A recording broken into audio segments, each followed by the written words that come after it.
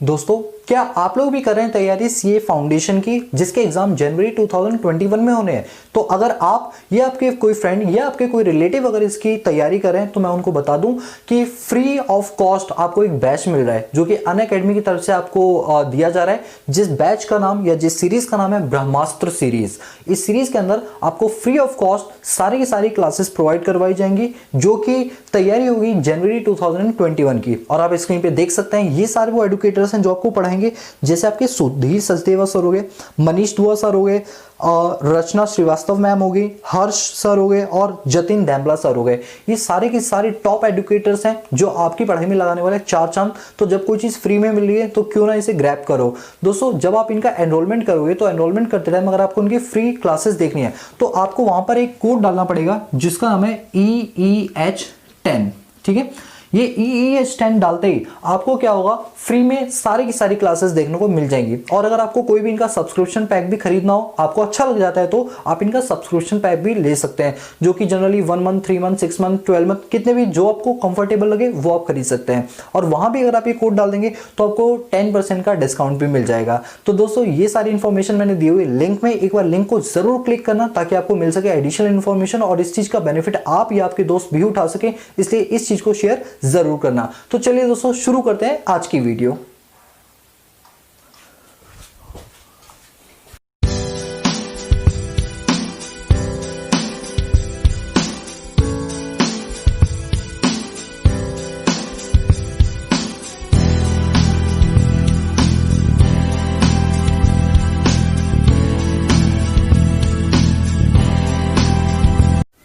What's up everyone, welcome back to the channel. This is Shivam Dwivedi and you are watching Economics Easy है। So guys, आज हम start करने वाले एक नया चैप्टर जो कि हमारा चैप्टर नंबर 2 है, जिसका नाम है इंडियन इकोनॉमी 1950 से लेकर 1990। दोस्तों, मैं इस चैप्टर को पढ़ाने से पहले आपका एक छोटा सा बेस बनाना चाहता हूँ। वो ये कि जो हमारी पूरी इंडियन इकोनॉमी है ना, स्टार्टिंग से लेकर टिल एंड तक, उसको हमने टोटली 3 पार्ट में डिवाइड किया हुआ है। एक वो पीरियड जिस पर अंग्रेजों ने हम पे शासन किया, जिसे बोलते हैं कॉलोनियल रूल, जो 1947 तक चला। फिर 1947 से 1950 में कुछ भी नहीं हुआ। देखो, ऐसा होता है कि जब मान के चलो आपके कोई थप्पड़ मारता है तो 1-2 मिनट सोचने में लग जाते हैं ना, भाई इसने क्यों मारा, कैसे मारा, खड़े तो हो लेकिन आपको समझ नहीं आ रहा हुआ क्या मेरे साथ। यही कुछ हमारे इंडियन इकोनॉमी के साथ हुआ।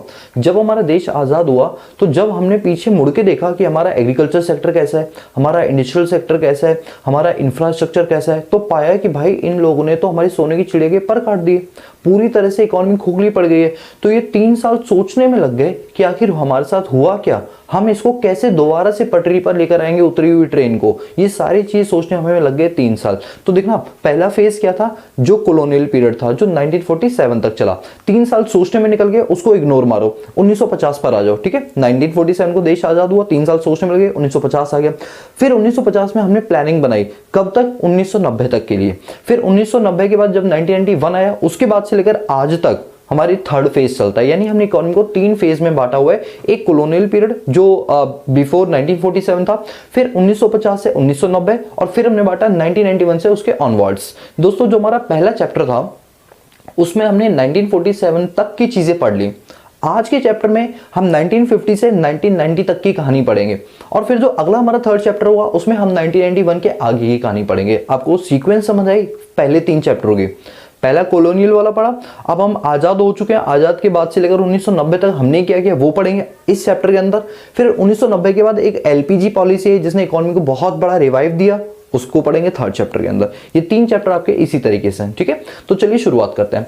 दोस्तों, इस चैप्टर को स्टार्ट करने से पहले कुछ छोटी छोटी बेसिक चीजें हैं जिनको ढंग से कर लेना आपके लिए बहुत ज्यादा इंपॉर्टेंट है। वो क्या, अगर मैं आपसे पूछूं कि इकोनॉमी क्या होता है या इकोनॉमिक्स क्या होती है, तो क्या आंसर दोगे? मैं जानता हूँ आपकी कहीं ना कहीं बुकिश लैंग्वेज आएगी कि इकोनॉमी का मतलब होता है जहाँ सोर्स ऑफ लाइवलीहुड होता है, ये वो। इकोनॉमिक्स का भी दोगे तो कुछ ऐसे ही दोगे, बट एक सीधा सा देसी सा फंडा आपको बताता हूँ। इकोनॉमी का मतलब क्या होता है, just like a situation. Economy एक सिचुएशन होती है जहां पर हमारे पास लिमिटेड रिसोर्सेज होते हैं और अनलिमिटेड वांट्स होती है। लेट सपोज मैं आपको बोलूँ कि आपकी जेब में 1000 रुपए हैं, तो आप क्या करना पसंद करोगे? हो सकता है आप में से कुछ कहेंगे 1000 की पार्टी करना पसंद करेंगे, हो सकता है कुछ कहेंगे हम 1000 रुपए की सेविंग्स करेंगे, हो सकता है कुछ कहेंगे 1000 रुपए की हम अपने दोस्तों दोस्तों को शॉपिंग करवा देंगे या खुद के लिए शॉपिंग कर लें। हो सकता है कुछ मन में आ रहा हो कि हम अपने लिए बुक्स खरीदेंगे। यानी आपके पास 1000 रुपये अगर हो तो आपके पास ऑप्शंस तो बहुत सारे होंगे। मतलब आप सोचने पर मजबूर हो जाओगे कि हमें क्या करें इस 1000 का। काश बहुत सारे रुपए होते तो सोचना ना पड़ता।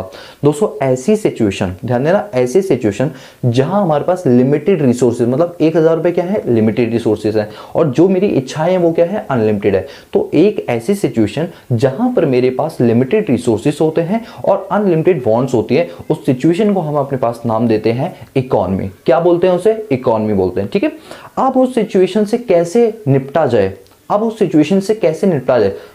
एग्जाम्पल, 1000 रुपए को आप कहां खर्च करोगे?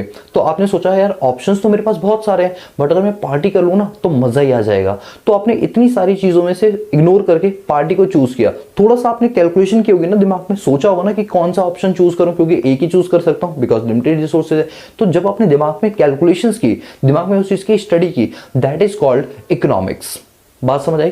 इकोनॉमी सिर्फ एक सिचुएशन होती है जो हमें बताती है कि हमारे पास लिमिटेड रिसोर्सेज हैं और अनलिमिटेड वांट्स है, बट उससे कैसे डील करना है, उसको कैसे हैंडल करना है ताकि हमें मैक्सिमम सेटिस्फेक्शन मिल जाए, उस स्टडी को हम नाम देते हैं इकोनॉमिक्स। मैं एक और एग्जांपल देता हूं। आपके घर में आपके पापा की जो इनकम है वो लिमिटेड है। लेट्स सपोज वो 1 लाख रुपए महीना अर्न कर लेते हैं। ठीक है, जब वो 1 लाख रुपए की सैलरी लेकर आते हैं तो मम्मी के दिमाग में ना बहुत सारे ऑप्शंस होते हैं कि इस 1 लाख में से ना पहले हमें अपने बच्चों की ट्यूशन फीस देनी है, स्कूल फीस देनी है, इसके बाद फिर हमें घर का भी खर्चा चलाना है, फिर आने वाले बड़े भाई बहन की शादी है उसमें भी करना है। यानी मम्मी के दिमाग में कई सारे ऑप्शंस होते हैं। तो जो वो 1 लाख रुपए that is called limited resources, और जो वो ऑप्शंस हैं that is called unlimited wants. क्या लगता है 1 लाख में सारी चीज सेटिस्फाई हो पाएंगी? नहीं हो पाएंगी। तो उस पर्टिकुलर सिचुएशन को हम बोलते हैं इकोनॉमी। इसीलिए मैंने आपको इकोनॉमी की डेफिनेशन क्या बताई? Economy is a situation, economy is a situation where we have a limited resources and unlimited wants। Clear है? Yes sir. अब बात करते हैं इकोनॉमिक्स की। अब आपकी मम्मी ने सोचा कि यार इस बार ना जो हमारे बच्चे हैं वो 12th क्लास में है। ठीक है, 12th के बाद ही कॉलेज में जाएंगे, तो इस बार हमें थोड़ी सेविंग करके रखनी पड़ेगी ताकि जब ये कॉलेज में जाए तो उनकी बुक्स वगैरह के, कॉलेज की फीस वगैरह के, आने जाने के या हॉस्टल चार्जेस देने में दिक्कत ना आए। तो उन्होंने क्या किया, इस बार कपड़े ऊपर पैसा कम खर्च किया और आपके लिए सेविंग्स ज्यादा करके रखी। तो मम्मी ने दिमाग में सोचा कि इस टाइम कौन सी चीज ज्यादा जरूरी है। उसके दिमाग में क्या की होगी, मम्मी ने कैलकुलेशन की होगी। तो उसकी क्या की, स्टडी की कि किस जगह पैसा खर्च करके हमें मैक्सिमम सेटिस्फेक्शन मिले। तो जो वो स्टडी उन्होंने की दैट इज कॉल्ड इकोनॉमिक्स। इसीलिए बोलते हैं economics how to deal the situation where we have a limited resources and unlimited wants। तो दो डेफिनेशन समझ आ गई। इकोनॉमी क्या होती है बताओ, बोलो। Economy is a situation where we have a limited resources and unlimited wants। Economics क्या होती है, how to deal the situation where we have a limited resources and unlimited wants is called economy. बोलो clear है? Yes sir, बिल्कुल। Economics clear. तो economy और economics दोनों clear है। इसीलिए जो आपको पढ़ाई जाती है वो इकोनॉमी नहीं, इकोनॉमिक्स पढ़ाई जाती है, क्योंकि इकोनॉमिक्स में आपको बताया जाता है कि अगर आपके पास लिमिटेड रिसोर्सेज हैं तो उससे कैसे आपको मैक्सिमम बेनिफिट मिल सकता है। तो पहले आपको उसकी स्टडी करनी पड़ती है, इसीलिए हम इकोनॉमिक्स पढ़ते हैं। अब इकोनॉमिक्स की भी दो ब्रांच होती है, माइक्रो और मैक्रो। जब हम इंडिविजुअल लेवल पे बात करते हैं तो उसे बोलते हैं माइक्रो इकोनॉमिक्स, और जब हम मैक्रो लेवल पे बात करते हैं, सॉरी होल एग्रीगेट की लेवल पे बात करते हैं तो बोलते हैं मैक्रो इकोनॉमिक्स।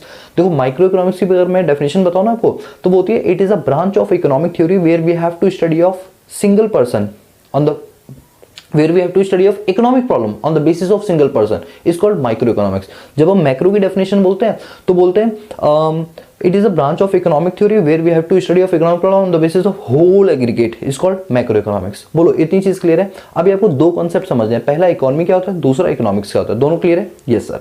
अब बात करते हैं कि जो इकोनॉमी होती है ना, जैसे मैंने अभी आपको बताया इकोनॉमिक्स दो पार्ट की होती है, माइक्रो और मैक्रो। इसी तरह इकोनॉमी के भी 3 पार्ट्स होते हैं। कितने पार्ट्स होते हैं? 3 पार्ट्स होते हैं।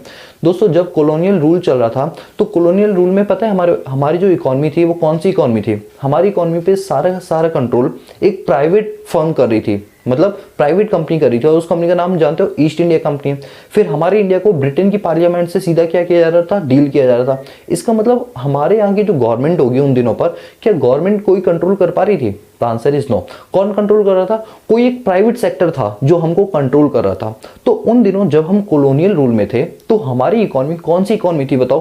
Private economy. कौन सी इकोनॉमी थी? Private economy. क्यों थी प्राइवेट इकोनॉमी? क्योंकि प्राइवेट इकोनॉमी में कहा जाता है जो हमारे मीन्स ऑफ प्रोडक्शन होते हैं ना, मीन्स ऑफ प्रोडक्शन को हम फैक्टर ऑफ प्रोडक्शन बोलते हैं, जैसे लैंड, लेबर, कैपिटल और एंटरप्रेन्योर।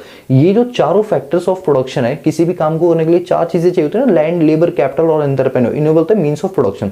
अगर एक इकोनॉमी के जो मीन्स ऑफ प्रोडक्शन है इनको कंट्रोल और मैनेज अगर कोई प्राइवेट फर्म या हाउस होल्ड करती है, मैं रिपीट करूं, मीन्स ऑफ प्रोडक्शन को अगर कोई प्राइवेट फर्म या प्राइवेट हाउस होल्ड कोई मैनेज कर रहा है या कोई प्राइवेट बंदा भी मैनेज कर रहा है तो ऐसी इकोनॉमी को बोला जाता है प्राइवेट इकोनॉमी। क्या बोला जाता है? Private economy. इसी को दूसरे शब्दों में हम बोलते हैं कैपिटलिस्ट इकोनॉमी। मतलब चाहे प्राइवेट बोलो चाहे कैपिटलिस्ट बोलो, बात एक है, ठीक है।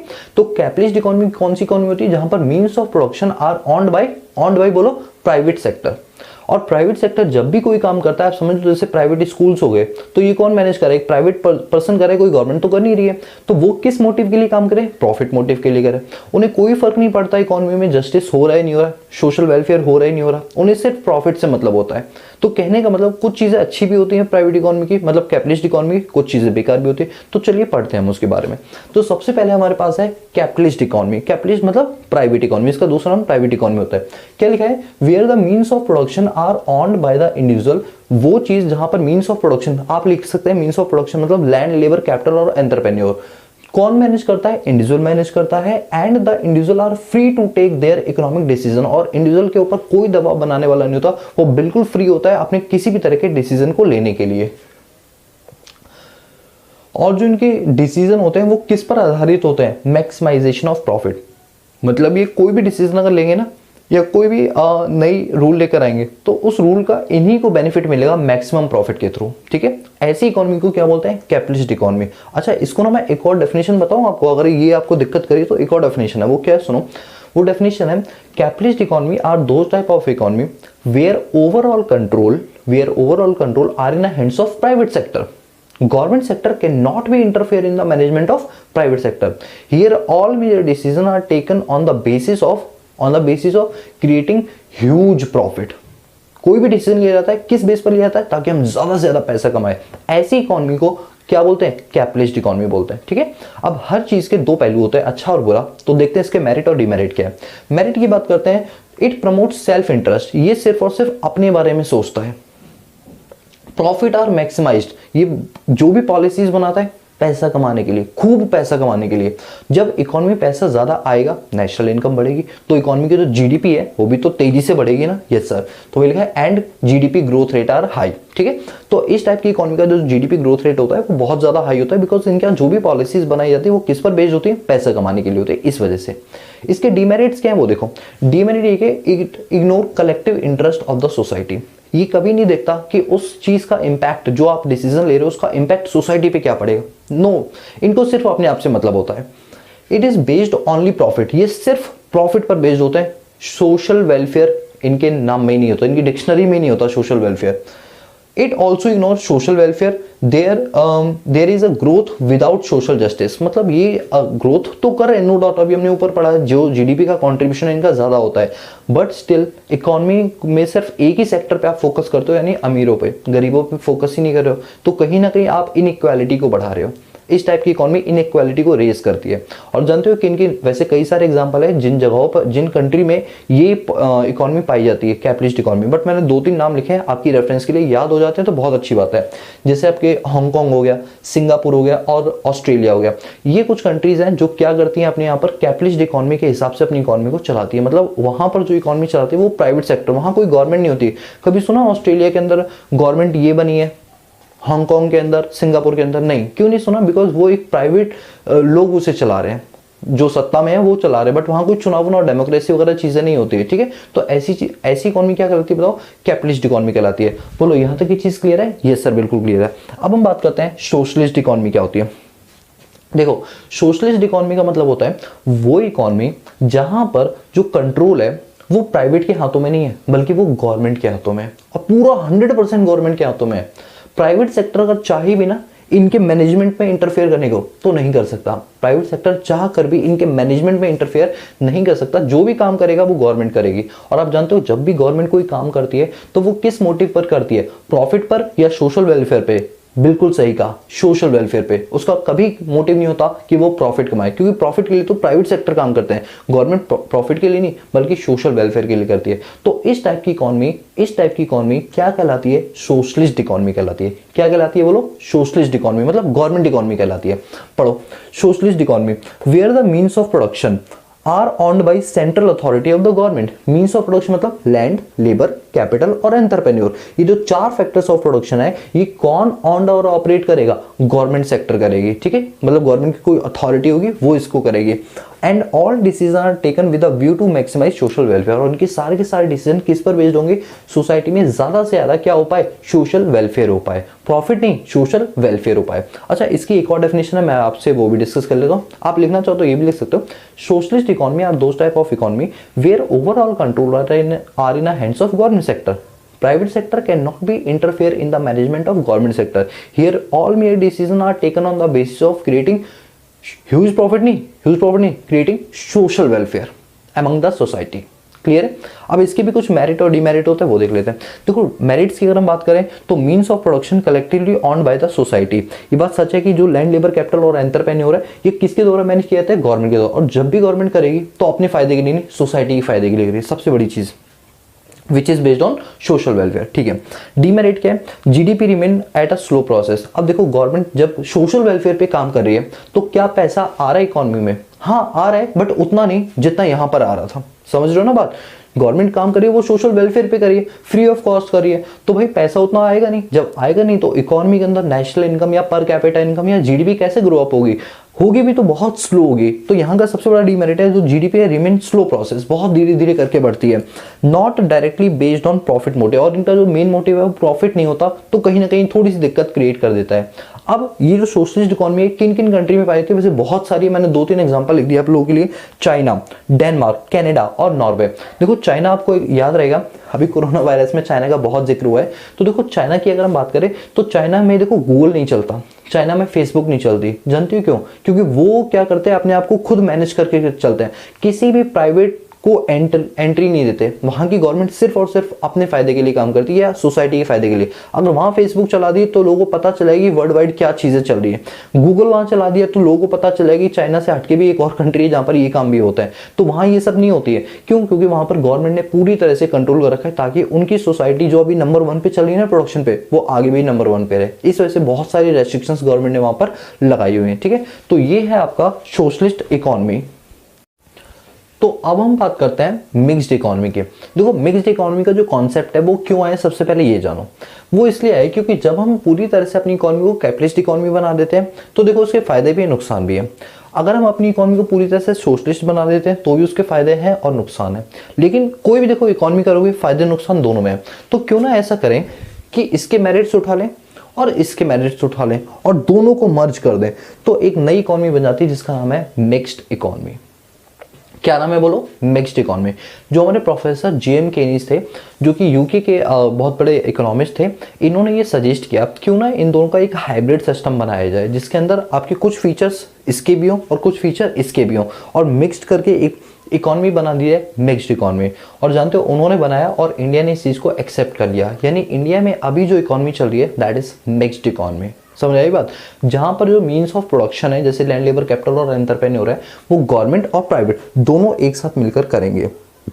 यहां पर इनका सिर्फ मोटिव पैसा कमाना या सोशल वेलफेयर नहीं होगा, बल्कि दोनों एक साथ करना होगा। जैसे आपने देखा होगा हमारी इंडिया में इस टाइम क्या चल रही है तो मिक्स्ड इकोनॉमी। तो इसीलिए गवर्नमेंट स्कूल्स में फीस लगती है, बट एक बहुत सी नॉमिनल लगती है। गवर्नमेंट हॉस्पिटल में जाओगे वहां भी फीस लगती है, बट बहुत ही नॉमिनल लगती है। देखो वो ये कहते हैं हम ह्यूज प्रॉफिट नहीं कमाएंगे, हाँ एक नॉमिनल प्रॉफिट कमाएंगे और सोसाइटी में सोशल वेलफेयर भी करते हुए चलेंगे। तो ऐसी इकोनॉमी को बोला जाता है mixed economy, and India is the best example of mixed economy. पढ़ो mixed economy, it is one of in which there is a private as well as public ownership. ये वो इकोनॉमी जिसमें प्राइवेट और public मतलब government, दोनों economy क्या होती है, एक दूसरे के साथ मर्ज होती है। जहां पर मीन्स ऑफ प्रोडक्शन जो होते हैं वो दोनों एक साथ असाइन किए जाते हैं।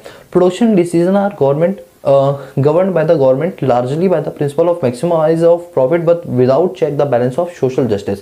देखो मिक्स्ड इकोनॉमी में भी ना दो वैरायटीज होती है, मिक्स्ड इकोनॉमी विद सोशलिज्म और मिक्स्ड इकोनॉमी विद कैपिटलिज्म। क्या मतलब है इसका? देखो मैं आपको बताता हूँ, ये चीज़ आपको कहीं भी नहीं पता चलेगी, बट आज मैं आपके सामने ये चीज़ डिस्क्लोज कर रहा हूँ। वो क्या? मिक्स्ड इकोनॉमी को फर्दर दो पार्ट में डिवाइड किया गया। क्या कहा जाता है? मिक्स्ड इकोनॉमी विद सोशलिज्म, और एक आपका होता है मिक्स्ड इकोनॉमी, एक आपका होता है mixed economy with capitalism, with capitalism. क्या मतलब है इसका? मतलब ये है कि देखो, जब हम बात करें मिक्स्ड इकोनॉमी तो गवर्नमेंट और प्राइवेट दोनों मिलेंगे आपस में, यस सर मिलेंगे। बट अगर मान लो प्राइवेट सेक्टर ज्यादा अपनी बात मनवाएगा, गवर्नमेंट सेक्टर का थोड़ा सा कम कंट्रीब्यूशन होगा, तो समझ जाओ ये क्या है, मिक्स्ड इकोनॉमी विद कैपिटलिज्म। दूसरी तरफ है मिक्स्ड इकोनॉमी विद सोशलिज्म। ये क्या है कि कहने को मिक्स्ड है, लेकिन यहाँ पर गवर्नमेंट का थोड़ा सा कंट्रोल ज्यादा होगा, प्राइवेट का कंट्रोल थोड़ा कम होगा। तो क्या हुआ, जब हमारा देश आजाद हुआ था 1947 में, उस टाइम जवाहरलाल नेहरू, महात्मा गांधी, इन सबकी एक प्रॉपर मीटिंग हुई थी। उस मीटिंग में ये देखा गया कि भाई अपनी इकोनॉमी को कौन सी इकोनॉमी बनाए, क्योंकि देखो अंग्रेजों ने तो हमारे साथ क्या किया था, अंग्रेजों ने तो पूरी तरह से कैपिटलिस्ट इकोनॉमी की, और हम वो करना नहीं चाहते थे कि दोबारा से हम गुलाम बन जाए। तो अब उन्होंने ऐसा सोचा कि अगर हम प्योरली सोशलिस्ट कर लेंगे तो जनता भड़क जाएगी कि भाई ये तो पूरा गवर्नमेंट ने टेक ओवर कर लिया, अगर गवर्नमेंट अपनी मनोरंजी चलाएगी तो वो अपने फायदे के लिए काम करेगी। हाँ माना सोशल वेलफेयर पे बेस्ड है, बट स्टिल हो सकता है वो अपने फायदे के लिए पॉलिसीज बनाए। तो ऐसे में कहा गया कि हम ना मिक्स्ड इकोनॉमी बनाएंगे, और किसी को नहीं बताया मिक्स्ड इकोनॉमी में कौन सा बना दिया उन्होंने, मिक्स्ड इकोनॉमी विद सोशलिज्म। मतलब कि गवर्नमेंट सेक्टर भी उसमें इंटरफेयर करेगा ज्यादा और प्राइवेट इंटरफेयर करेगा कम। इस वजह से क्या होता था ना कि हमारी इकोनॉमी 1990 तक डाउनफॉल में आ गई। फिर जब 1991 आया तब देखा गया कि भाई एलपीजी पॉलिसी लेनी, तब हमने इकोनॉमी को कन्वर्ट किया मिक्स्ड इकोनॉमी विद कैपिटलिज्म में। ये मैं आपको आगे पढ़ाऊंगा, ठीक है। अभी यहाँ तक की बात आप लोगों को क्लियर हो गई, ठीक है। अब मैं साइड हो रहा हूँ, आप इसको जल्दी से नोट करो, फिर हम बढ़ते हैं अपने अगले टॉपिक की ओर। तो चलिए अब हम बात करते हैं अपने पास कि central problem of an economy क्या होती है। दोस्तों इस पॉइंट को समझाने के लिए मुझे आपके साथ कुछ चीजें डिस्कस करनी है। वो चीज क्या है सुनो। एक बात बताओ, क्या कोई भी इकोनॉमी वर्ल्ड में ऐसी है जो ये कह सके कि मेरे पास हर चीज है और मुझे किसी भी इकोनॉमी पर डिपेंड रहने की जरूरत ना हो? या कोई भी ऐसी इकोनॉमी है जो चीज इंपोर्ट ना करती हो? हमारे यहाँ 195 कंट्रीज हैं वर्ल्ड के अंदर। कितनी? 195 इंक्लूडिंग इंडिया। कोई भी कंट्री ऐसी नहीं है जो इंपोर्ट ना करती हो। हर बंदा, हर कंट्री कहीं ना कहीं कुछ ना कुछ इंपोर्ट करती है, यानी दूसरी कंट्री पर किसी ना किसी चीज पर वो डिपेंड होती है। चाहे वो चाइना हो, चाहे यूएस हो, चाहे यूके हो, कोई भी कंट्री हो, इंपोर्ट तो हर कंट्री में होता है। बस फर्क इतना होता है, जैसे हमारे इंडिया में इंपोर्ट ज्यादा होता है, बाहर की कंट्री में इंपोर्ट थोड़ा कम होता होगा, जिस वजह से उनका बीओपी पॉजिटिव होता है, हमारा एडवर्स में आ जाता है। मतलब मुझे ओवरऑल आपको ये बताना है कि कोई भी इकोनॉमी अपने आप में इतनी वेल डेवलप्ड या ऑर्गेनाइज नहीं होती जो ये बोल सके मेरे पास सफिशिएंट रिसोर्सेस हैं अपनी इकोनॉमी को चलाने के लिए। कहीं ना कहीं कुछ ना कुछ रिसोर्सेस के लिए उसे दूसरी कंट्री पर डिपेंड रहना पड़ता है। क्यों? बिकॉज हमारे पास लिमिटेड रिसोर्सेस हैं। तो क्या होता है कि जब हमारे पास रिसोर्सेस लिमिटेड होते हैं और वांट्स अनलिमिटेड होती हैं, तो ऐसे में कई सारी प्रॉब्लम्स जनरेट होती हैं। और वो सिर्फ हमें इंडिया वालों को नहीं, हर कंट्री यानी 195 कंट्री को ये प्रॉब्लम झेलनी पड़ती है। तो जब ये हर कंट्री को झेलनी पड़ती है तो हमने इसको एक नाम दे दिया, और नाम क्या दिया? Central problem of an economy. क्या नाम दिया? Central problem of an economy. तो चलो भाई बात कर लेते हैं अपने पास central problem of an economy. तो आपने ये तो समझ लिया कि central problem of an economy क्यों जनरेट होती है, बिकॉज हमारे पास लिमिटेड रिसोर्सेज होते हैं और अनलिमिटेड वांट्स होती है। रिसोर्सेज हमारे पास स्केर्स होते हैं, ऑल्टरनेटिव यूजेस होते हैं, जिनके चलते हमारी इकोनॉमी को लॉट ऑफ प्रॉब्लम्स झेलनी पड़ती है। सिर्फ हमारी नहीं बल्कि वर्ल्ड वाइड इकोनॉमी को प्रॉब्लम झेलनी ही पड़ती है, जिस वजह से जो प्रॉब्लम जनरेट होती है that is called central problem of an economy. अब क्या होता है ये central problem of an economy? बहुत सुनो, देखो ये जो प्रॉब्लम है ना, ये बेसिकली प्रॉब्लम किस सेक्टर के अंदर है? ये है प्रोडक्शन सेक्टर के अंदर। प्रोडक्शन सेक्टर के अंदर क्यों है? देखो अब मैं इसके लिए ना आपके सामने एक एग्जांपल लूंगा। वो सुनो एग्जांपल क्या है। अगर मैं आपको बोलूं जैसे आप 12th क्लास में हो, जब आप 12th क्लास के एग्जाम दे लोगे, अभी रिजल्ट नहीं आया मान लो और आपने एग्जाम दे दिए, मैं आपसे पूछूं चलो एक काम करते हैं, आप और मैं ना मिलकर एक धंधा स्टार्ट करते हैं, कोई काम धंधा स्टार्ट करते हैं, बिजनेस स्टार्ट करते हैं, नौकरी में कुछ नहीं रखा है। तो आपका पहला क्वेश्चन क्या होगा? टू बी फ्रैंक, जो भी हो वो बताओ। पहला क्वेश्चन आप क्या करोगे? सर किस चीज का धंधा? जो आपने मुझसे क्वेश्चन पूछा है that is called what to produce. आपने जो मुझसे क्वेश्चन पूछा वो ये पूछा किस चीज का धंधा। मैंने कहा कि भाई हम एक फैक्ट्री खोलेंगे, तो आप क्या बोलोगे? भाई जो हम फैक्ट्री खोलेंगे उसमें किस चीज का प्रोडक्शन होगा, यही तो पूछेंगे ना। सबसे पहला क्वेश्चन तो यही होगा ना, किस चीज का प्रोडक्शन होगा। अब सुनो मेरी बात, लेट सपोज मैं एग्जांपल के तौर पे बात करता हूँ पेन और पेंसिल। मैंने कहा एक काम करो, जैसे मान लो आप हो और एक मैं हूं, ठीक है। आपने कहा 5 लाख लगाओगे, मैंने भी कहा मैं भी 5 लाख लगाऊं, टोटल कितना पैसा हो गया 10 लाख। अब जब 10 लाख रुपए हो गए तो अब मैंने बोला कि एक काम करते हैं ना, पेन का प्रोडक्शन करते हैं, क्योंकि हमारी इंडिया की पॉपुलेशन तो 138 करोड़ समथिंग कुछ है, तो यहाँ पर मैक्सिमम पॉपुलेशन क्या करती है, पेन का यूज़ करती है। पेन कॉलेजेस में भी यूज़ होता है, स्कूल्स में भी यूज़ होता है, टीचर्स भी यूज़ करते हैं, बड़े बड़े लॉयर्स भी यूज़ करते हैं, प्रोफेशनल्स भी यूज़ करते हैं, मतलब हर एज ग्रुप का बंदा पेन को यूज़ करता है। तो मैंने बोला एक काम करते हैं, हम पेन का प्रोडक्शन कर लेते हैं। आपने क्या बोला कि देखो पैसा तो हमने भी लगाया, हम सिर्फ आपकी बात क्यों माने, हम पेंसिल का करेंगे। आप लोगों ने क्या बोला, हम पेंसिल का करेंगे। मैंने पूछा क्यों, तो आपने कहा देखो बर्थ रेट हमारी इंडिया का बहुत बढ़ रहा है, बच्चे बहुत सारे पैदा हो रहे हैं, तो बच्चों को क्या चाहिए होता है, पेंसिल चाहिए होता है, और बच्चे बहुत ज़्यादा है हमारे यहाँ पर, बात भी सही, इंडिया में यंगस्टर्स बहुत ज़्यादा है, तो पेंसिल की ज़रूरत ज़्यादा पड़ेगी। पेंसिल से ड्राइंग, स्केचेस वगैरह, प्रोजेक्ट्स वगैरह सारी चीज़ें पेंसिल से होती हैं, बात तो बिल्कुल सही है। तो अब हम दोनों में लड़ाई छिड़ गई, किस चीज़ की, पेन का प्रोडक्शन हो गया या पेंसिल का। तो अब प्रॉब्लम ये है कि भाई रुपए तो 10 लाख है, अब या तो वो पेन में लगा दो या वो पेंसिल में लगा दो। अब आपके मन में आ रहा हो मैं तो इक्वली लगा दूँ, नहीं, इक्वली इसका काम नहीं चलता, आपको एक जगह उससे इन्वेस्ट करना होता है, या तो पेन में या पेंसिल में, ठीक है। थोड़ा सा कर लो पेन में, ज़्यादा कर लो पेंसिल में, ये कर सकते हो, बट इक्वली नहीं हो सकता, ठीक है। तो अब यहाँ पर व्हाट टू प्रोड्यूस में क्या प्रॉब्लम अराइज हुई, चूजिंग द प्रोडक्ट, कि कौन सा प्रोडक्ट बनाएंगे। तो इस प्रॉब्लम को बोलते हैं प्रॉब्लम ऑफ चॉइस। क्या बोलते हैं, प्रॉब्लम ऑफ चॉइस। अब हमें प्रॉब्लम होगी कि हम कौन सी चॉइस करें, कौन सा प्रोडक्ट बनाएं, और फिर हमें चॉइस एंड क्वांटिटी, कितनी क्वांटिटी बनाएं। जैसे मैं एग्जांपल दे रहा हूं कि अभी हमारे पास जो हमने केस लिया उसमें क्या हुआ, पेन का प्रोडक्शन करें या पेंसिल का करें, प्रॉब्लम आ गई। मैंने कहा कि पेन का करो, तो आपने कहा अगर हम किसी साल पेन का प्रोडक्शन ज्यादा करेंगे तो पेंसिल का हमें प्रोपोर्शनेटली कम करना पड़ेगा, और अगर किसी साल हमने पेंसिल का प्रोडक्शन ज्यादा किया तो पेन का प्रोडक्शन कम करना पड़ेगा। मतलब हम एक टाइम में अगर एक को बढ़ाएंगे दूसरे को कम करना पड़ेगा, एक को घटाएंगे दूसरा बढ़ जाएगा, मतलब एक टाइम में दोनों नहीं बढ़ सकते, because we have a limited resources and this problem is called what to produce. यहां पर क्या होता है, हमें प्रॉब्लम होती है, चॉइस करनी पड़ जाती है कि हम किस चीज का प्रोडक्शन करें। तो जब हम ये डिसाइड कर लेते हैं, लेट्स सपोज हमने पेंसिल डिसाइड कर लिया कि हम पेंसिल का प्रोडक्शन करेंगे, तो अब बात ये आई कितनी पेंसिल्स बनाएंगे, 1 लाख, 2 लाख, 3 लाख, कितनी यूनिट्स बनाएंगे। तो अगली प्रॉब्लम क्या आ गई, कितनी क्वांटिटी। ये दोनों ही प्रॉब्लम क्या कहलाती है, व्हाट टू प्रोड्यूस, ठीक है। अब ये बताओ इस प्रॉब्लम से निपटने के लिए हम क्या करें, इस प्रॉब्लम से निपटने के लिए हम क्या करें, चलो इसको बाद में करते हैं, पहले ये तो व्हाट टू प्रोड्यूस समझ आ गया।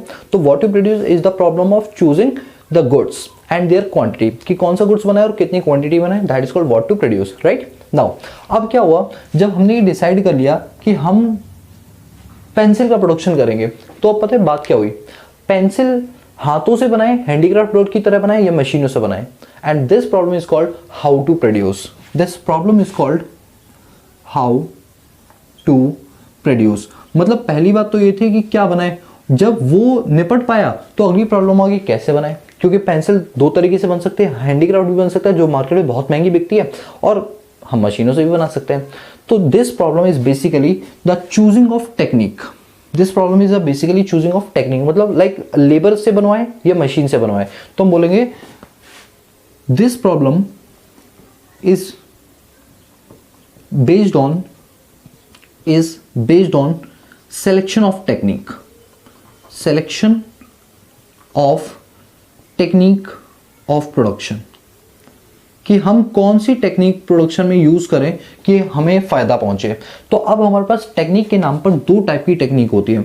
कौन कौन सी 2 टेक्निक होती है, एक आपकी होती है लेबर इंटेंसिव टेक्निक। कौन सी होती है, लेबर इंटेंसिव टेक्निक। और एक हमारे पास टेक्निक होती है जिसको बोलते हैं capital intensive technique. Capital intensive technique. तो ये 2 टाइप की हमारे पास क्या है, टेक्निक्स हैं, लेबर इंटेंसिव और कैपिटल इंटेंसिव। देखो लेबर इंटेंसिव टेक्निक क्या होती है, ये वो टेक्निक होती है जिसमें हम प्रोडक्शन करते टाइम लेबर्स का ज़्यादा यूज़ करेंगे और मशीन का कम यूज़ करेंगे। देखो ये गलती मत बना लेना दिमाग में कि लेबर इंटेंसिव का मतलब है हम पूरा काम लेबर से करेंगे, नहीं, हम लेबर और मशीन का कॉम्बिनेशन करेंगे। बस फर्क इतना होगा, लेबर इंटेंसिव में हम लेबर का रेशियो ज़्यादा रखेंगे, मशीन का रेशियो कम रखेंगे। और जब हम बात करें कैपिटल इंटेंसिव टेक्निक की, तो हम अभी भी लेबर और मशीन से ही काम करवाएंगे, लेकिन मशीन का जो रेशियो होगा वो ज़्यादा होगा और लेबर का रेशियो कम होगा। जैसे आपके घर बनते हैं, तो जब आप घर बनवाते हो तो कौन सी टेक्निक यूज़ करते हो, लेबर इंटेंसिव, है ना, क्योंकि लेबर उसमें ज़्यादा होता है। लेंटर डलते टाइम सिर्फ अगर 2 मंजिल बना रहे तो 2 बार मशीन आएगी, 3 बना रहे तो 3 बार आएगी, यानी मशीन का प्रोपोर्शन कम है और लेबरों का ज़्यादा है। तो हमारे घर कौन सी टेक्निक पे बनता है? Labour intensive. लेकिन कोई मेट्रो का प्रोजेक्ट हो गया या कोई मॉल की कंस्ट्रक्शन हो गई तो उसमें मशीन ज़्यादा होती है, लेबर कम होते हैं, तो उसमें कौन सी टेक्निक यूज़ की गई? कैपिटल इंटेंसिव टेक्निक यूज़ की गई। तो नाउ द प्रॉब्लम अराइजेस कि हम कौन सी टेक्निक से पेंसिल बनाएं, लेबर से या कैपिटल से। तो इस प्रॉब्लम को बोलते हैं हाउ टू प्रोड्यूस। अब बात होती है कि हम कौन सी टेक्निक चूज करें, तो सीधी सी बात है, हम वो टेक्निक चूज करेंगे जिससे हमारी पर यूनिट कॉस्ट क्या आएगी? कम से कम आएगी। क्या आएगी? कम से कम आएगी। ठीक है, this problem is called how to produce, right. अब हम बढ़ते हैं अपने पास अगली प्रॉब्लम की ओर। और बताओ हमारी अगली प्रॉब्लम क्या है? 1 मिनट रुकना, मैं जस्ट इंक फिल कर लूं। तो जो हमारी अगली प्रॉब्लम है that is for whom to produce. देखो अब हमने मान लो प्रोडक्ट बना लिया, पहली बात तो था क्या बनाए, कैसे बनाए। अब मान लो प्रोडक्ट बन गया, अब बात ये उठती है किसके लिए बनाए, कौन से सोसाइटी ऑफ पीपल को हम टारगेट करेंगे, जिसे बोलते हैं for whom to produce. For whom to produce मतलब हम जो प्रोडक्ट बनाएंगे वो किसके लिए बनाए आखिर। ठीक है, तो फॉर हुम टू प्रोड्यूस में क्या होता है? रिच क्लास और पुअर क्लास, 2 टाइप के लोग होते हैं। ठीक है, इकोनॉमी में 3 टाइप नहीं होते, सिर्फ 2 ही टाइप होते हैं। तो इसको हमने क्या किया? 2 पार्ट में डिवाइड किया। एक होता है आपका पर्सनल डिस्ट्रीब्यूशन, एक आपका होता है पर्सनल डिस्ट्रीब्यूशन। इस पर्सनल डिस्ट्रीब्यूशन को हम इनकम डिस्ट्रीब्यूशन भी बोलते हैं, याद रखना। मैं यहीं पर लिख देता हूँ, ये पर्सनल ऑब्लिक करके इनकम डिस्ट्रीब्यूशन, दोनों चीज़ों का मतलब सेम होता है। और एक आपका होता है फ्रिक्शनल, फ्रिक्शनल कह लो या फंक्शनल कह लो, वैसे मैं फंक्शनल लिख दूँ ज़्यादा अच्छा रहेगा, फंक्शनल आपको ज़्यादा याद रहेगा। ठीक है, तो एक आपका हो गया फंक्शनल डिस्ट्रीब्यूशन। 2 टाइप के डिस्ट्रीब्यूशन होते हैं, मैं भी आपको बताता हूँ कि इसका क्या मतलब होता है। देखो पर्सनल डिस्ट्रीब्यूशन का मतलब होता है कि हम जो प्रोडक्ट बनाएंगे वो उनके लिए बनाएंगे जिनके पास अच्छी खासी इनकम होगी, मतलब रिच पीपल को टारगेट कर रहे हैं। फंक्शनल डिस्ट्रीब्यूशन का मतलब है हम प्रोडक्ट उनके लिए बनाएंगे जो इकोनॉमी में सबसे ज़्यादा काम कर रहे हैं, फिजिकल वर्क कर रहे हैं। और फिजिकल वर्क कौन ज़्यादा करता है? लेबर लोग ज़्यादा करते हैं। तो कहने का मतलब वो रिच और पुअर को ना इन्होंने थोड़े से अलग तरीके से दिया। रिच को नाम दिया पर्सनल डिस्ट्रीब्यूशन और पुअर को नाम दिया फंक्शनल डिस्ट्रीब्यूशन। ठीक है, तो अब बात ये होती है कि जो हम प्रोडक्ट बनाएंगे वो किसके लिए बनाएंगे, पर्सनल डिस्ट्रीब्यूशन के लिए बनाए या फंक्शनल डिस्ट्रीब्यूशन के लिए बनाए। तो कहा जाता है कि इकोनॉमी के अंदर हमेशा एक बैलेंस मेंटेन होना चाहिए। अगर आप प्योरली प्रोडक्ट रिच के लिए बनाओगे तो गरीब कहाँ जाएंगे, और प्योरली गरीब के लिए बनाओगे तो अमीर कहाँ जाएंगे। इकोनॉमी में हमेशा बैलेंस मेंटेन होना चाहिए। क्या होना चाहिए? बैलेंस मेंटेन होना चाहिए। So this problem is called for whom to produce. ठीक है, तो अब आप बताओ जो हमारी सेंट्रल प्रॉब्लम है वो 3 पार्ट में है। एक what to produce, how to produce, for whom to produce. What to produce is a problem of choosing goods and their quantity. How to produce is choosing the selection of technique like labor intensive और capital intensive. और for whom to produce में हम rich और poor किसको target करेंगे? who have a paying capacity like personal distribution या फिर functional distribution. ठीक है, अब मैं आपके सामने जो पॉइंट लेकर आ रहा हूँ that is most important point, वो क्या? मुझे ना थोड़ा सा स्पेस चाहिए। चलो नीचे तो आपको नजर आ ही रहा होगा, हाँ आपको नजर आ रहा है। अब मैं बात कर रहा हूँ अपने पास 3 टाइप की इकोनॉमी की। आपको याद है अभी सबसे पहली इकोनॉमी हमने कौन सी पढ़ी? Capitalist economy. हमने सबसे पहली इकोनॉमी जो अभी पढ़ी है वो पढ़ी है कैपिटलिस्ट इकोनॉमी। फिर दूसरी हमने अपने पास पढ़ी है सोशलिस्ट इकोनॉमी, है ना। और थर्ड बताओ कौन सी पढ़ी हमने? सर थर्ड हमने पढ़ी है मिक्स्ड इकोनॉमी। कौन सी पढ़ी है? Mixed economy. अब ये बताओ अगर ये 3 इकोनॉमी होती, ठीक है, तो हर इकोनॉमी इन 3 प्रॉब्लम को कैसे डील करता? हर इकोनॉमी इन 3 प्रॉब्लम्स को कैसे डील करता? ये बहुत इंपॉर्टेंट है क्योंकि ये एनालिटिकल है, इसमें सोचना पड़ेगा। ये क्लैरिकल चीज नहीं है, एनालिटिकल है, सोचना पड़ेगा बहुत ज्यादा। सोचो मेरे साथ। पहले हम बात करते हैं कैपिटलिस्ट इकोनॉमी की। कैपिटलिस्ट इकोनॉमी क्या होती है? जहां पर मीन्स ऑफ प्रोडक्शन किसके द्वारा ऑन किए जा रहे हैं? प्राइवेट हाउस होल्ड्स के द्वारा। यहाँ पर मेन मोटिव पैसा कमाना होता है। ठीक है, गवर्नमेंट सेक्टर इंटरफेयर नहीं करती है, इसे बोलते हैं कैपिटलिस्ट इकोनॉमी। तो बताओ capitalist economy what to produce में किस चीज, कौन सा प्रोडक्ट बनाएगा? वो अल्टीमेटली वो प्रोडक्ट बनाएगा जिसकी मार्केट में डिमांड ज्यादा है, क्योंकि जिस चीज की डिमांड ज्यादा है वो कल को उसकी प्राइस बढ़ा के अपना प्रॉफिट कमा लेगा। तो यानी किस मैकेनिज्म पर चलेगा? ये सीधा सीधा बोलेगा कि भाई जिस चीज की डिमांड ज्यादा है मैं तो वो प्रोडक्ट बनाऊंगा, और इसने अपनी इस प्रॉब्लम को क्या कर लिया? सॉल्व कर लिया। ठीक है, capitalist economy how to produce में कौन सी टेक्निक चूज करेगा? उसे फर्क नहीं पड़ता कि लेबर करने से एम्प्लॉयमेंट बढ़ेगा, कैपिटल करने से एम्प्लॉयमेंट कम हो जाएगा, वो नहीं देखता। वो ये देखता है कौन से प्रोडक्ट जल्दी और अच्छा बनता है। तो वो क्या करेगा? लेबर इंटेंसिव टेक्निक को कम यूज करेगा और कैपिटल इंटेंसिव टेक्निक को ज्यादा यूज करेगा। ठीक है, क्योंकि भाई ये तो कैपिटलिस्ट इकोनॉमी है ना, प्राइवेट इकोनॉमी एक तरह की। फॉर हुम टू प्रोड्यूस में वो प्रोडक्ट किसके लिए बनाएगा, रिच के लिए, पुअर के लिए? सर ऑब्वियस सी बात है, वो हमेशा रिच के लिए प्रोडक्ट बनाएगा, पुअर को वो क्या करेगा, इग्नोर करेगा, या पुअर के लिए अगर बनाएगा भी तो बहुत कम प्रोडक्ट बनाएगा। ठीक है, तो इस तरीके से जो कैपिटलिस्ट इकोनॉमी है उसने what to produce, how to produce और फॉर हुम टू प्रोड्यूस को क्या कर दिया, सॉल्व कर दिया। Clear? Now point number 2, socialist economy.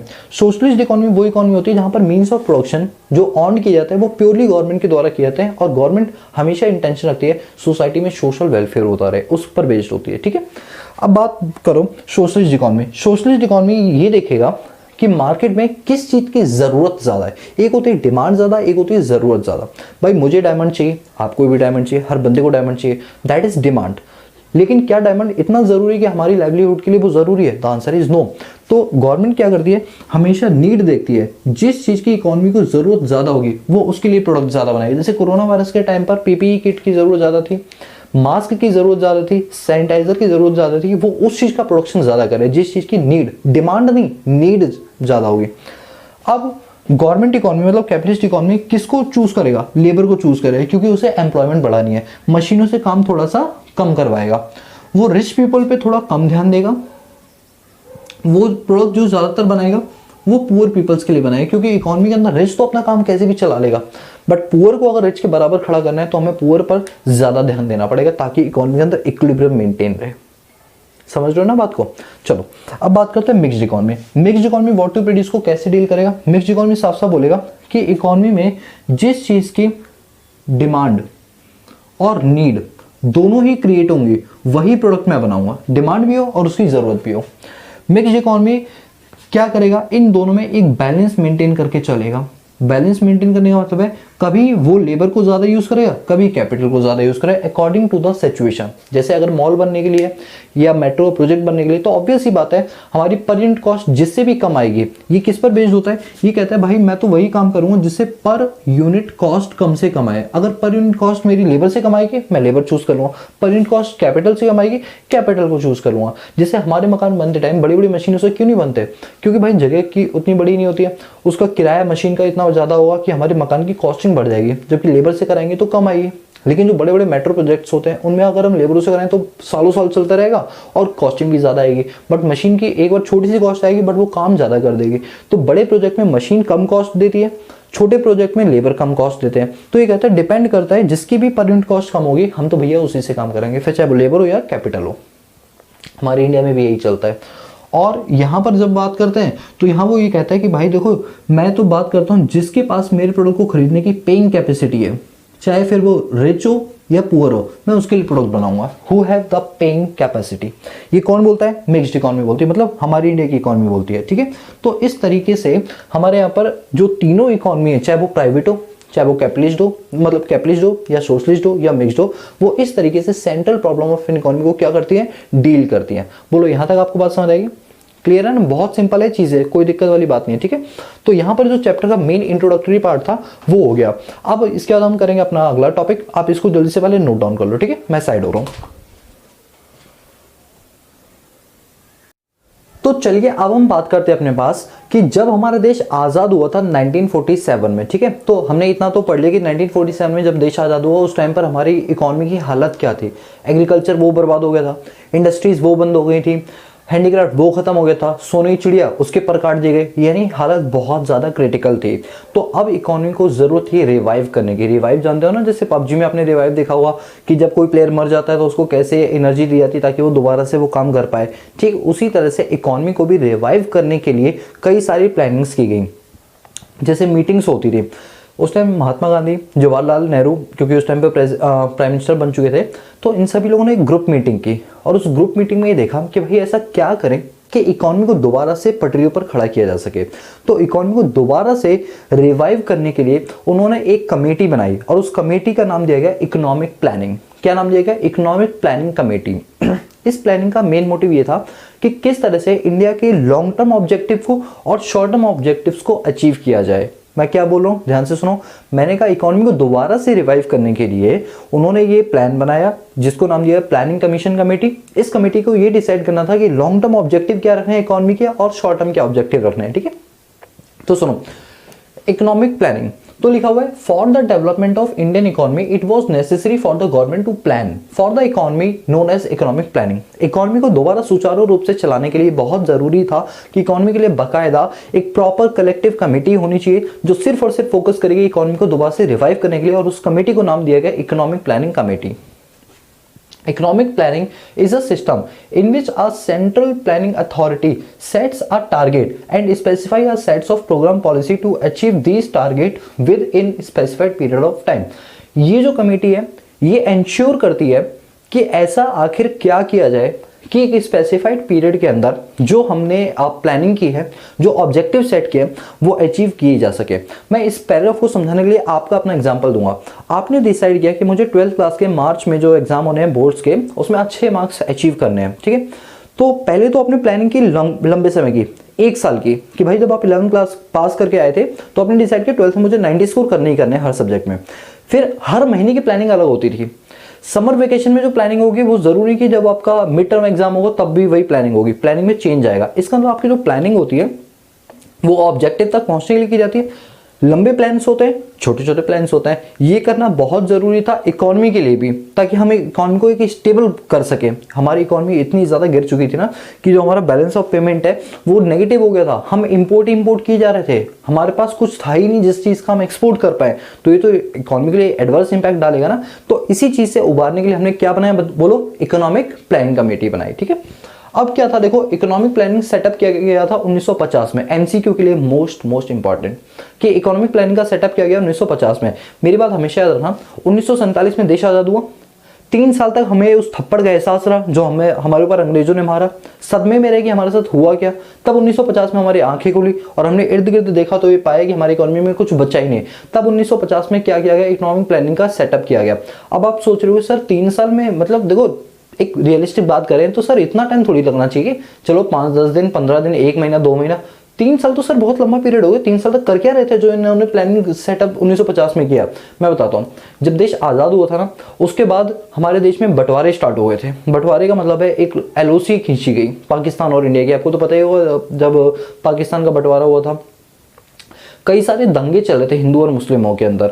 उन दंगों का निपटारा किया जा रहा था। मतलब हम ये सोच नहीं पा रहे थे इकोनॉमी में क्या करना है। इकोनॉमी के लोग ही अपने आप में बहुत ज्यादा तानाशाही बन रहे थे उस टाइम पर, ठीक है। तो उमर अब्दुल्ला वगैरह ऐसे कई सारे जो केसेस हैं जिन्होंने भड़काऊ भाषण दिए, जनता को भड़काया। तो पूरा टाइम हमारा जो है ना उन लोगों को शांत करने में लग गया। जब जाके लोग शांत हुए, सारा बंटवारा हो गया, जिसको जो चीराफाड़ी करनी थी कर ली। उसके बाद जाके 1950 में ये सोचा गया कि चलो भैया अब सब हो गया, अब जो है उसको अच्छा बनाओ। तब जाके हमने इकोनॉमिक प्लानिंग कमीशन का किया गया गठन किया सन 1950 में। और याद रखना इसके चेयरमैन जो सबसे पहले थे वो प्राइम मिनिस्टर कौन थे, बताओ, जवाहरलाल नेहरू।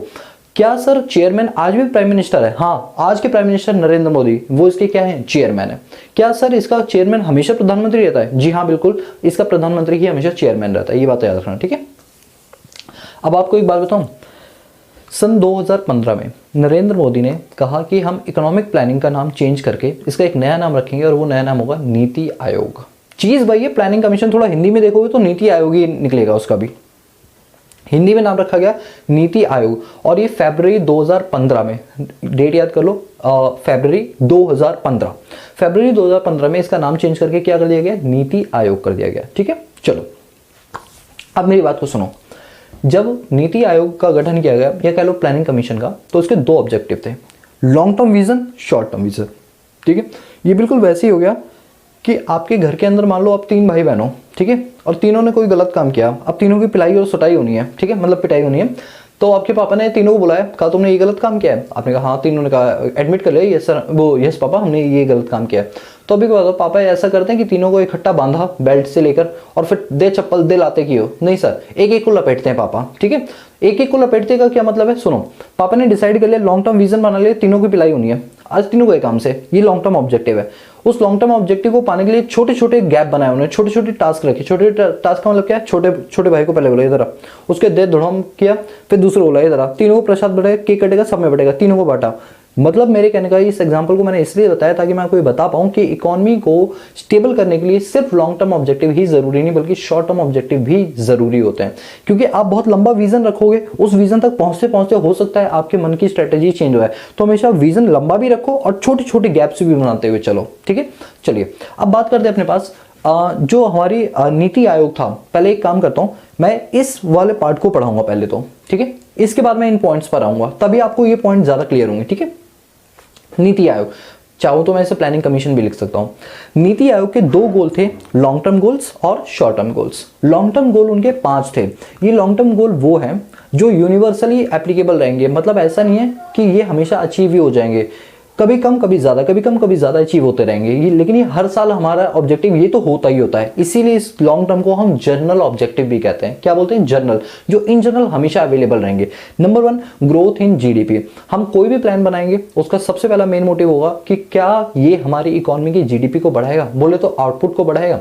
क्या इससे हमारी इकोनॉमी का जो प्रोडक्शन लेवल है वो बढ़ेगा या नहीं बढ़ेगा। जिन लोगों ने मुझसे मैक्रो इकोनॉमिक्स में नेशनल इनकम पढ़ी उन्हें पता होगा कि जीडीपी कैसे निकाली थी, कांस्टेंट प्राइस और करंट प्राइस। याद आ रहा है? यस सर, बिल्कुल याद आ रहा है। तो उससे क्या होता है, जीडीपी की कैलकुलेशन की जाती है। तो हमारा ऑब्जेक्टिव ये था कि कैसे भी करके हम अपनी जीडीपी को बढ़ाएं, प्रोडक्शन बढ़ाएं। प्रोडक्शन बढ़ाने का मतलब क्या है, हम एक्सपोर्ट ज्यादा करें, हम एक्सपोर्ट ज्यादा करें।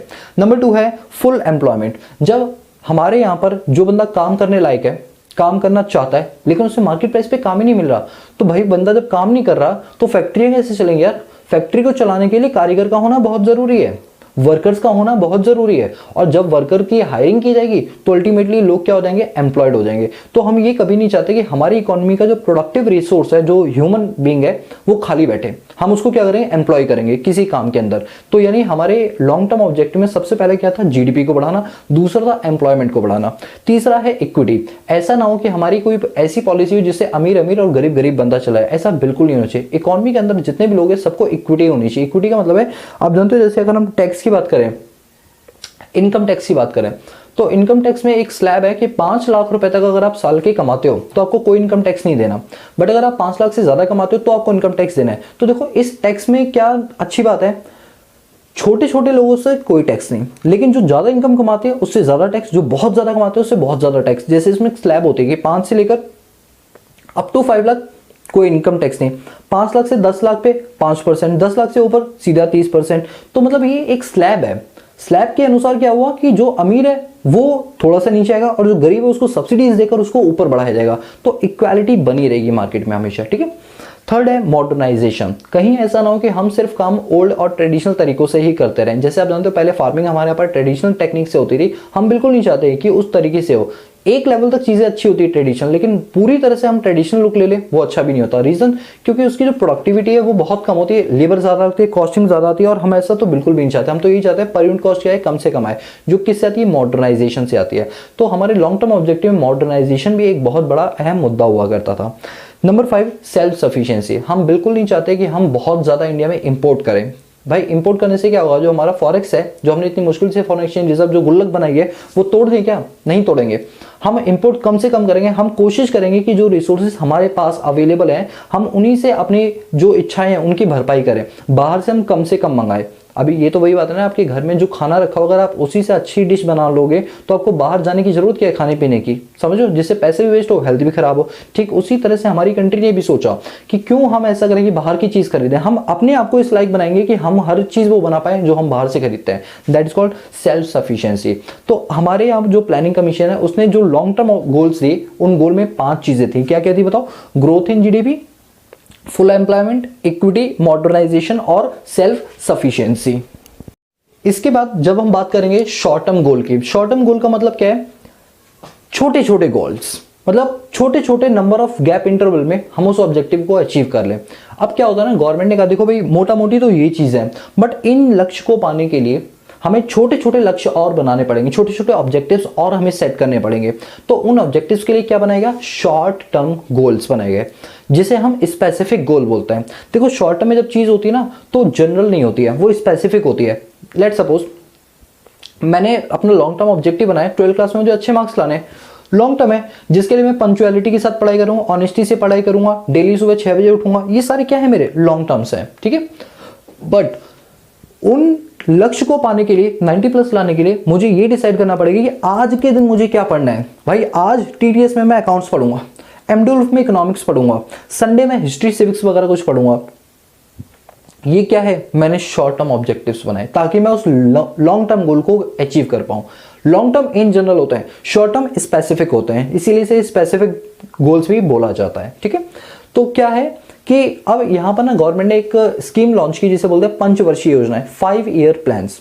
उन्होंने कहा देखो हर ईयर में, हर 5 सालों में एक चीज पर हम ज्यादा ध्यान देंगे जिससे वो चीज ज्यादा से ज्यादा अच्छी हो जाए।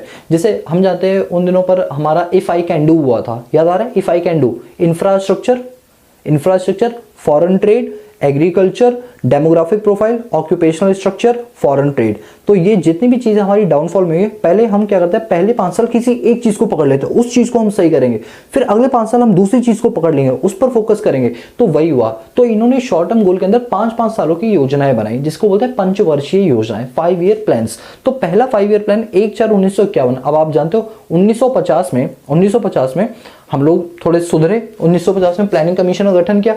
ठीक अगले साल 1 अप्रैल 1951 में हमने क्या कर दिया, अपने पास फर्स्ट 5 ईयर प्लान लॉन्च कर दिया जो कि 5 सालों के लिए चला।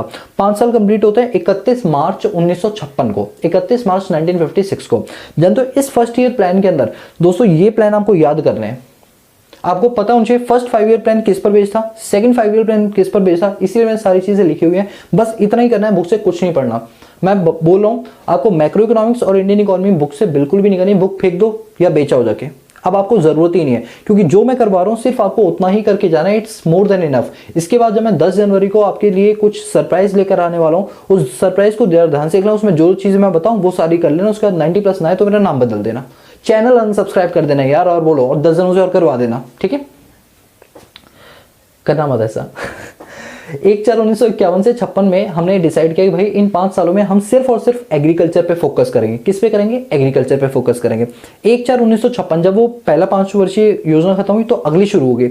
सेम डेट 1/4/1956 से 61 तक इंडस्ट्रीज पर फोकस किया गया कि हम पॉलिसीज बनाएंगे सिर्फ और सिर्फ इंडस्ट्रीज के लिए, ताकि इंडस्ट्रीज को बूस्टअप किया जा सके। कहते हैं ना किसी एक चीज को पकड़ लो, उसको अच्छा कर दो, फिर दूसरी चीज को, सबको पकड़ोगे तो सब पर ध्यान इक्वली नहीं जा पाएगा।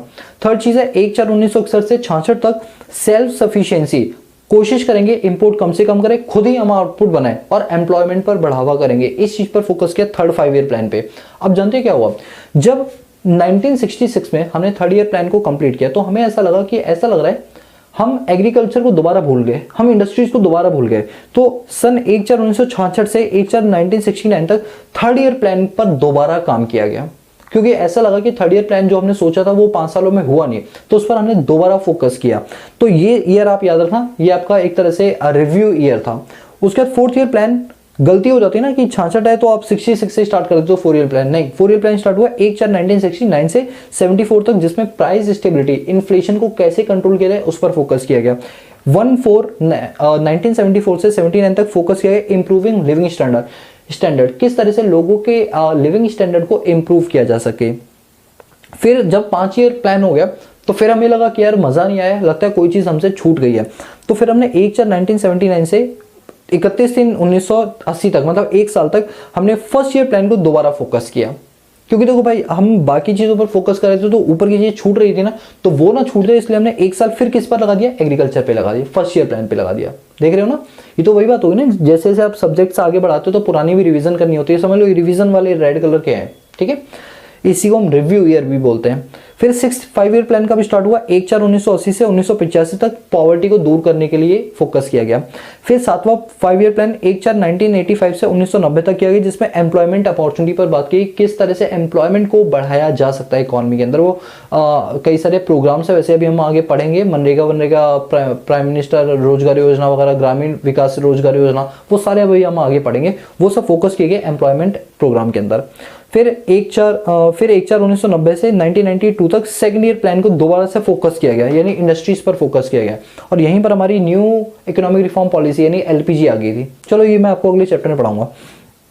फिर 8th ईयर प्लान 1992 से 1997 तक चला, जिस पर इंफ्रास्ट्रक्चर पे फोकस किया गया। किस पे? इंफ्रास्ट्रक्चर पे।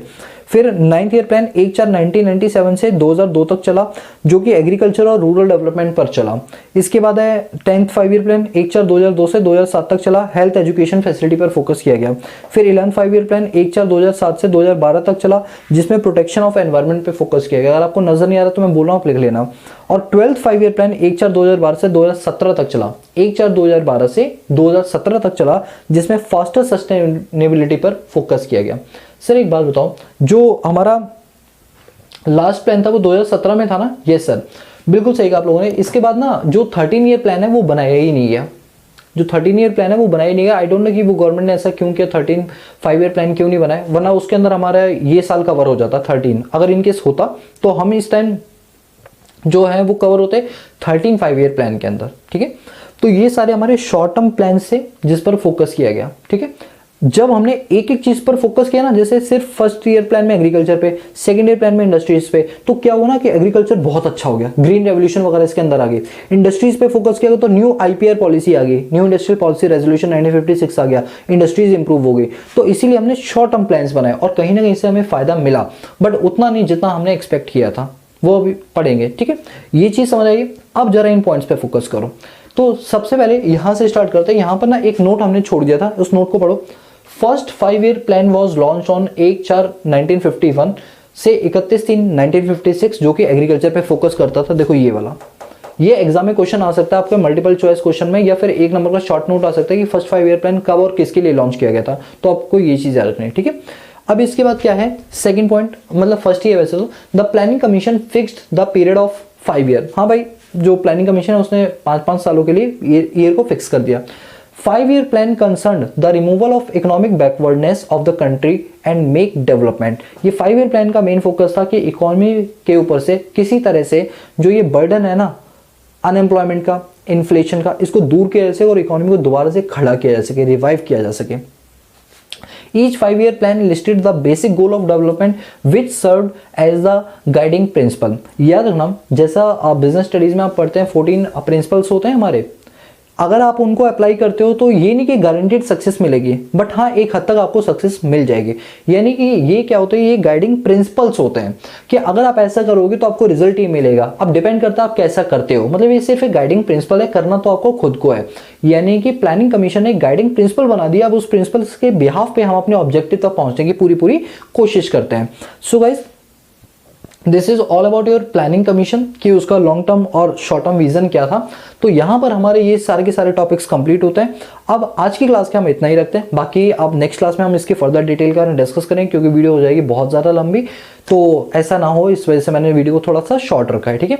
और एक आयुष है, तो आयुष का कहना ये है कि सर आप उन 3 लड़कियों का नाम लेते हो, लड़कों का नाम नहीं लेते हो। तो आयुष मैं आपको बताना चाहूँगा कि मैं नाम सिर्फ उन्हीं के ले रहा हूँ जो मुझे ज़्यादा नज़र आते हैं, जो ज़्यादा हाईलाइट होते हैं। आपके 2 4 10 कमेंट देखकर मैं आपका नाम नहीं याद रख पाता हूँ, लेकिन जो रेगुलरली करते हैं उनके नाम याद रहते हैं, फिर चाहे वो लड़की हो या लड़का हो। तो ऐसा दिमाग से बिल्कुल निकाल दें कि आप उन्हीं का नाम लेते हो, हमारा नाम। देखो आज मैंने आपका नाम ले लिया, तो गुस्सा क्यों होते हो यार, आप लोग अपनी यार फैमिली के मेंबर्स हो, ठीक है।